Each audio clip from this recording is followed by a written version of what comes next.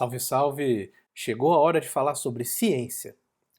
Mas antes, me responda uma pergunta. O que vocês veem na foto a seguir? Eu tirei essa foto num lindo campo rupestre lá em Minas Gerais. Eu, pelo menos, estou vendo um marimbondo aqui. Se eu apertar um pouco a vista, com mais atenção, eu vejo algumas plantas também. Olha, outras pessoas podem ver outras coisas nessa foto e podem até fazer interpretações sobre o que está acontecendo com o marimbondo e com essa planta. O fato é que é um marimbondo pousado sobre uma flor de sempre-viva. Ok, isso é o fato concreto, registrado pela foto. Agora, o que o marimbondo está fazendo ali é outra história. Isso aí já são ideias na nossa cabeça. São interpretações possíveis para essa foto. E há várias interpretações possíveis. Por exemplo, talvez o marimbondo esteja polinizando a planta. Ok, mas para isso ser verdade, ele precisa atender uma série de requisitos que comprovem que realmente ele participa do ciclo reprodutivo dessa planta. Ou talvez o marimbondo apenas roube néctar da planta. Ele não contribui para a reprodução sexuada dela, mas se aproveita dos recursos que ela produz. Mas existem explicações ainda mais simples. Talvez o marimbondo esteja apenas descansando. Talvez ele estivesse voando ali por aquele campo rupestre e resolveu dar uma relaxada. Existem várias interpretações possíveis. O ponto, gente, é que fato é diferente de interpretação. E muita gente parece ter se esquecido disso nos dias de hoje. Fato é o que a gente observa concretamente na natureza. Por exemplo, em relação ao marimbondo, a uma planta. Interpretação são as ideias que nós construímos a partir desse fato. E no momento em que você coloca uma interpretação associada a um fato, esse fato passa a se tornar uma evidência. Mas tudo bem, guarda isso como uma nota mental que depois a gente vai destrinchar essa história de evidência com mais calma. A pergunta dessa aula é: o que é a ciência? Afinal de contas, essa é uma disciplina sobre uma ciência, ecologia animal. E vocês estão num curso de ciências biológicas. Então, independente do caminho profissional que vocês vão seguir depois da formatura, é fundamental saber o que é ciência, porque a ciência será a base de qualquer caminho que vocês seguirem. A gente pode começar dizendo que a ciência é uma visão de mundo. Ela é uma forma de tentar entender o mundo, a natureza, entender o nosso lugar na natureza e nos ajudar a superar os nossos limites. Dessa forma, a ciência faz parte das grandes culturas humanas transnacionais e transtemporais. Ou seja, são culturas que estão aí há muito tempo. Elas ultrapassam as fronteiras dos países e dos regimes políticos e das modinhas comportamentais, e elas ultrapassam também os séculos e os milênios. A ciência, então, é uma dessas grandes culturas humanas e vale a pena dizer, na verdade é muito importante dizer, que essas culturas têm versões espontâneas e versões institucionalizadas, como a academia, por exemplo. E também tem versões coletivas e versões individuais. Elas se expressam desde uma universidade até uma tribo indígena, por exemplo. Além da ciência, nós podemos colocar nesse conjunto a filosofia, o esporte, a arte e a religião. Sim, a ciência não é a única forma de entender o mundo e existem outras formas que complementam a ciência. Na verdade, uma humanidade saudável precisa ter essas 5 culturas funcionando muito bem. Elas são importantes em qualquer escala de agrupamentos humanos, de sociedades humanas. E cada uma delas tem a sua importância. Nenhuma delas contribui sozinha para a humanidade, para o nosso legado como espécie. Outra coisa muito interessante é notar que essas grandes culturas têm interseções entre si, têm pontos de contato. Por exemplo, qual seria um ponto de contato entre a arte e a religião?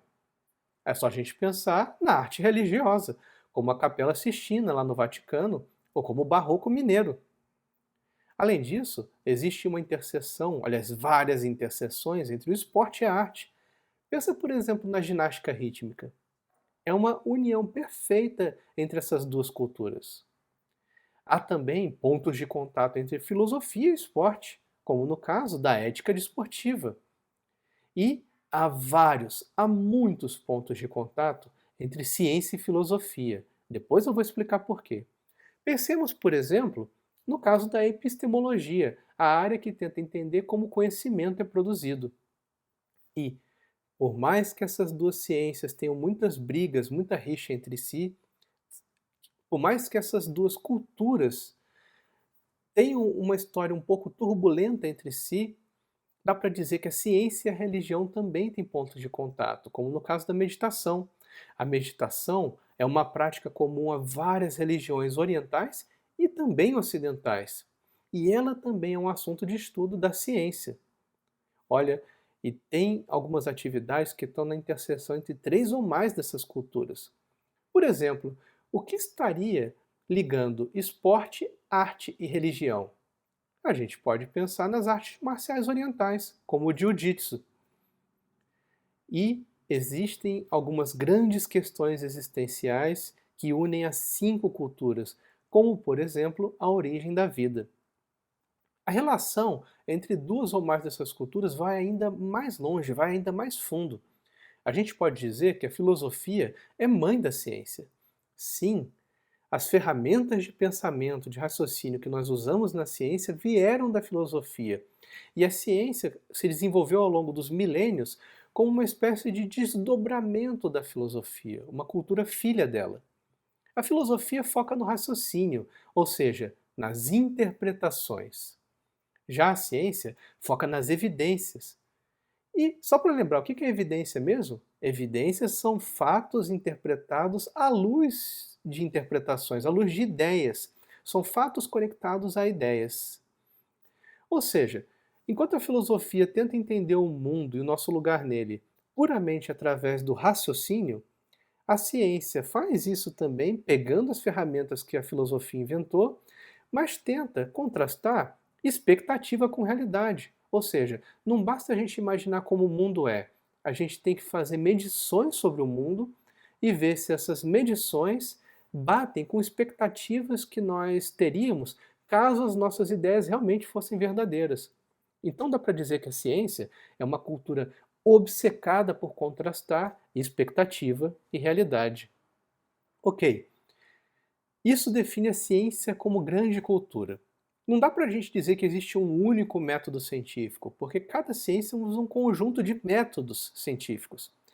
Mas essa obsessão por contrastar expectativa e realidade une todas as ciências, biológicas, exatas e humanas.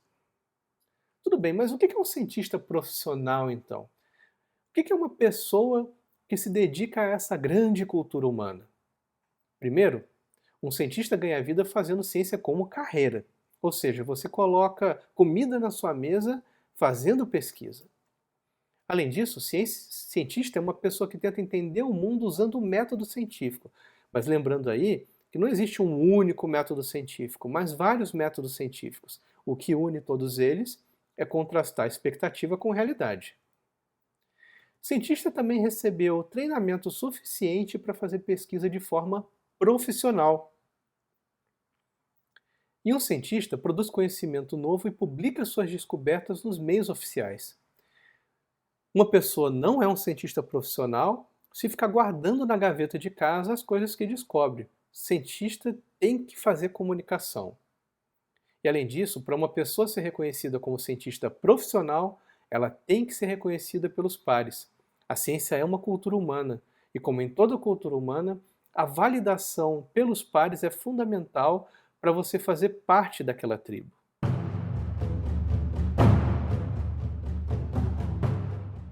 Qual é a moral da história? O que eu gostaria que vocês se lembrassem dessa aula? Primeiro, que fato é diferente de interpretação. Além disso, a ciência é uma cultura humana transnacional e transtemporal. As grandes culturas humanas têm interseções entre si. Por mais que hoje em dia a gente viva num mundo polarizado, em que todo mundo briga com todo mundo o tempo todo, um mundo em que essas culturas têm muita rixa entre si, elas têm muito mais pontos em comum do que diferenças. Além disso, a gente não pode se esquecer de que a ciência é filha da filosofia. E a ciência se ocupa de contrastar expectativa e realidade. Apesar de vários métodos poderem ser usados para isso, é essa obsessão com expectativa e realidade que define a ciência e perpassa todas as ciências.